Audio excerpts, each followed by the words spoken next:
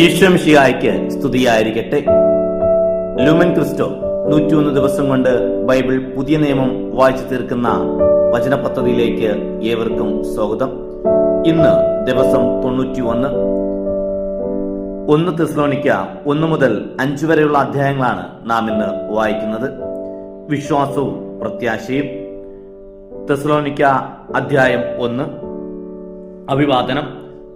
പൗലോസും സിൽവാനോസും തിമോത്തിയോസും ചേർന്ന് പിതാവായ ദൈവത്തിലും കർത്താവായ യേശുക്രിസ്തുവിലുമുള്ള തെസ്സലോനിക്കക്കാരുടെ സഭയ്ക്ക് നിങ്ങൾക്ക് കൃപയും സമാധാനവും. കൃതജ്ഞത, അഭിനന്ദനം.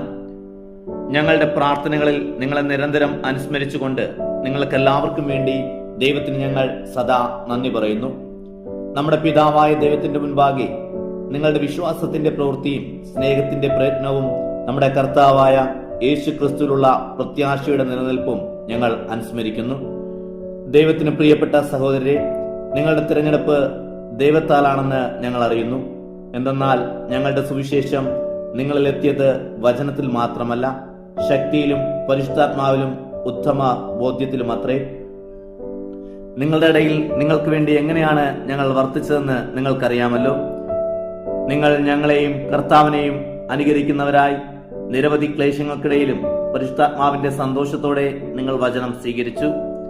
അങ്ങനെ നിങ്ങൾ മക്കദോനിയയിലും അഖായിയിലായുമുള്ള വിശ്വാസികൾക്കെല്ലാം മാതൃകയായിരുന്നു. എന്തെന്നാൽ നിങ്ങളിൽ നിന്ന് കർത്താവിന്റെ വചനം മക്കദോനിയയിലും അഖായിയിലും പ്രതിധ്വനിക്കുക മാത്രമല്ല, ദൈവത്തിലുള്ള നിങ്ങളുടെ വിശ്വാസം എല്ലായിടത്തും ചെന്നെത്തുകയും ചെയ്തിരിക്കുന്നു. തന്മൂലം കൂടുതലായി ഒന്നും തന്നെ ഞങ്ങൾ പറയേണ്ടതില്ലല്ലോ. ഏതു വിധത്തിലുള്ള സ്വാഗതമാണ് നിങ്ങളിൽ നിന്ന് ഞങ്ങൾക്ക് ലഭിച്ചതെന്നും ജീവിക്കുന്ന സത്യദൈവത്തെ സേവിക്കുന്നതിന് വിഗ്രഹങ്ങളിൽ നിന്ന് നിങ്ങൾ എപ്രകാരം പിന്തിരിഞ്ഞെന്നും അവിടുന്ന് മരിച്ചവരിൽ നിന്ന് ഉയർപ്പിച്ചവനും വരാനിരിക്കുന്ന ക്രോധത്തിൽ നിന്ന് നമ്മെ മോചിപ്പിക്കുന്നവനുമായ അവിടുത്തെ പുത്രൻ യേശുവിനെ സ്വർഗത്തിൽ നിന്ന് പ്രതീക്ഷിക്കുന്നെന്നും അവർ ഞങ്ങളോട് വിവരിച്ചു. 1 തെസ്സലോനിക്ക അധ്യായം 2. പൗലോസിന്റെ മാതൃക. സഹോദരരെ, നിങ്ങളുടെ അടുത്തേക്ക് ഞങ്ങൾ വന്നത് വ്യർത്ഥമായില്ലെന്ന് നിങ്ങൾക്ക് തന്നെ അറിയാമല്ലോ.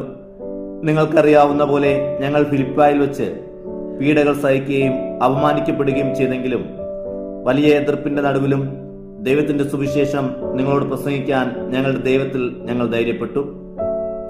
ഞങ്ങളുടെ ഉപദേശം അബദ്ധത്തിൽ നിന്നോ അശുദ്ധിയിൽ നിന്നോ വഞ്ചനയിൽ നിന്നോ അല്ല. സുവിശേഷം വരമേൽക്കാൻ യോഗ്യരെന്ന ദൈവം അംഗീകരിച്ചതിനാലാണ് ഞങ്ങൾ പ്രസംഗിക്കുന്നത്. ഇത് മനുഷ്യരെയല്ല, ഞങ്ങളുടെ ഹൃദയങ്ങൾ പരിശോധിക്കുന്ന ദൈവത്തെ പ്രീതിപ്പെടുത്താനാണ്. നിങ്ങൾക്കറിയാവുന്ന പോലെ ഞങ്ങൾ ഒരിക്കലും മുഖസ്തുതിയിലോ ദ്രവ്യാസക്തിയുടെ ഭാവത്തിലോ കാണപ്പെട്ടിട്ടില്ല. അതിന് ദൈവം സാക്ഷി.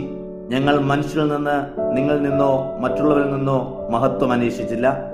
ക്രിസ്തുവിന്റെ അപ്പോസ്തലന്മാർ എന്ന നിലയിൽ ഞങ്ങൾക്ക് മേന്മ ഭാവിക്കുകയായിരുന്നു. എന്നാൽ ധാത്രി തന്റെ മക്കളെ പോറ്റുന്ന പോലെ ഞങ്ങൾ നിങ്ങളുടെ മധ്യേ ആർദ്രതയുള്ളവരായി. നിങ്ങളോടുള്ള വാത്സല്യ നിമിത്തം ദൈവത്തിന്റെ സുവിശേഷം മാത്രമല്ല, ഞങ്ങളുടെ ജീവൻ തന്നെയും നിങ്ങൾക്കായി പങ്കുവയ്ക്കാൻ ഞങ്ങൾ സന്നദ്ധരായി. കാരണം നിങ്ങൾ അത്രമാത്രം ഞങ്ങൾക്ക് പ്രിയപ്പെട്ടവരായിരുന്നു. സഹോദരരെ, ഞങ്ങളുടെ അധ്വാനം ബുദ്ധിമുട്ടും നിങ്ങൾക്ക് ഓർമ്മിക്കുന്നുണ്ടല്ലോ. ദൈവത്തിന്റെ സുവിശേഷം നിങ്ങളോട് പ്രഘോഷിക്കുമ്പോൾ ഞങ്ങൾ നിങ്ങളിലാർക്കും ഭാരമാകാതിരിക്കാൻ ഞങ്ങൾ രാപ്പകൽ അധ്വാനിച്ചു. വിശ്വാസികളായ നിങ്ങളോടുള്ള ഞങ്ങളുടെ പെരുമാറ്റം എത്ര പവിത്രവും നീതിപൂർവകവും കുറ്റമറ്റതുമായിരുന്നു എന്നതിന് നിങ്ങൾ സാക്ഷികളാണ്. അപ്രകാരം തന്നെ ദൈവവും. നിങ്ങൾക്കറിയാവുന്ന പോലെ പിതാവ് മക്കളോടെന്ന പോലെ നിങ്ങൾ ഓരോരുത്തരോടും ഞങ്ങൾ പെരുമാറിയത്.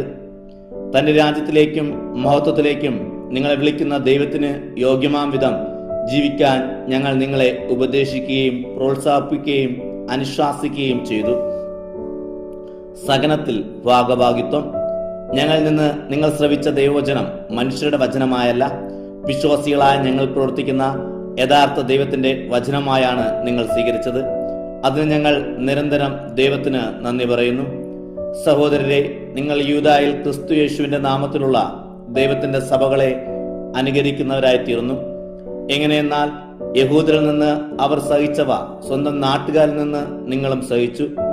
യഹൂദർ കർത്താവായ യേശുവിനെയും പ്രവാചകന്മാരെയും വധിച്ചു, ഞങ്ങളെ പുറന്തള്ളി. അവർ ദൈവത്തെ അപ്രീതിപ്പെടുത്തുകയും എല്ലാ മനുഷ്യരെയും എതിർക്കുകയും ചെയ്തു.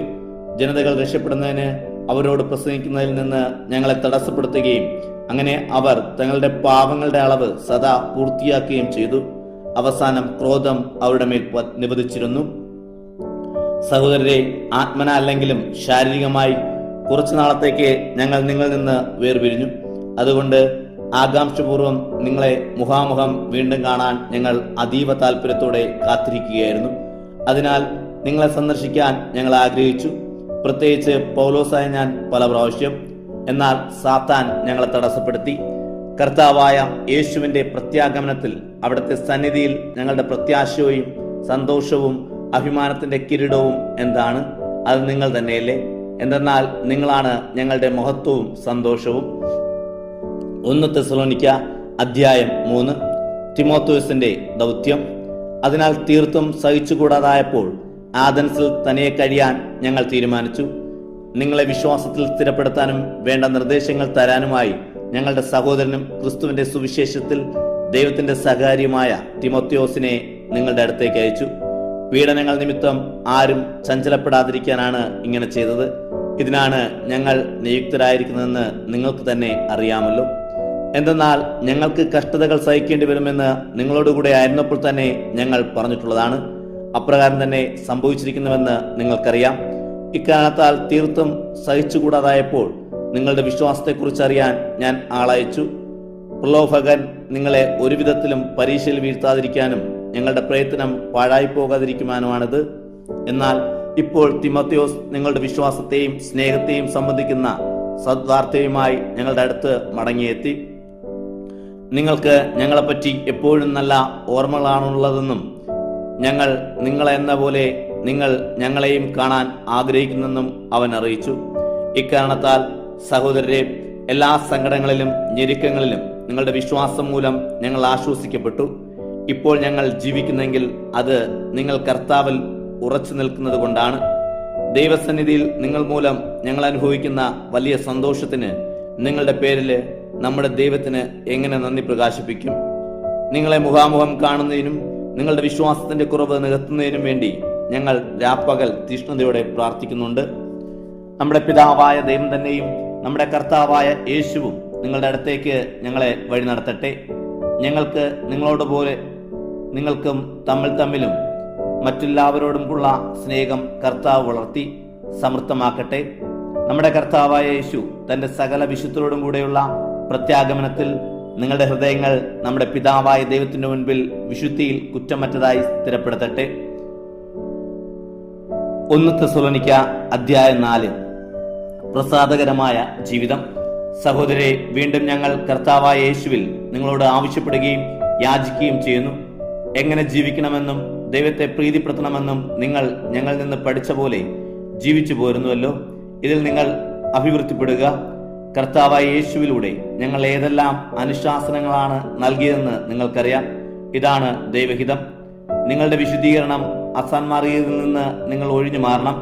നിങ്ങൾ ഓരോരുത്തരും സ്വന്തം ശരീരം വിശുദ്ധിയിലും മാന്യതയിലും കാത്തു സൂക്ഷിക്കേണ്ടത് എങ്ങനെയെന്ന് അറിയണം. ദൈവത്തെ അറിയാത്ത ജനതകളെപ്പോലെ നിങ്ങൾ കാമാസക്തിയിലായിരിക്കരുത്. ഈ വിഷയത്തിൽ നിങ്ങൾ വഴിപിഴയ്ക്കുകയോ സ്വന്തം സഹോദരനെ വഞ്ചിക്കുകയോ അരുത്. കാരണം ഞങ്ങൾ നിങ്ങളോട് നേരത്തെ പറയുകയും സാക്ഷ്യപ്പെടുത്തുകയും ചെയ്ത പോലെ ഇക്കാര്യങ്ങളെല്ലാം ശിക്ഷ നൽകുന്നവനാണ് കർത്താവ്. അശുദ്ധിയിലേക്കല്ല, വിശുദ്ധിയിലേക്കാണ് ദൈവം നമ്മെ വിളിച്ചിരിക്കുന്നത്. അതിനാൽ ഇക്കാര്യങ്ങൾ അവഗണിക്കുന്നവൻ മനുഷ്യനെ അല്ല, പരിശുദ്ധാത്മാവിനെ നിങ്ങൾക്ക് നൽകുന്ന ദൈവത്തെയാണ് അവഗണിക്കുന്നത്. സഹോദര സ്നേഹം സംബന്ധിച്ച് നിങ്ങൾക്ക് എഴുതേണ്ടതില്ല. കാരണം പരസ്പര സ്നേഹം ദൈവം തന്നെ നിങ്ങളെ പഠിപ്പിച്ചിട്ടുള്ളതാണല്ലോ.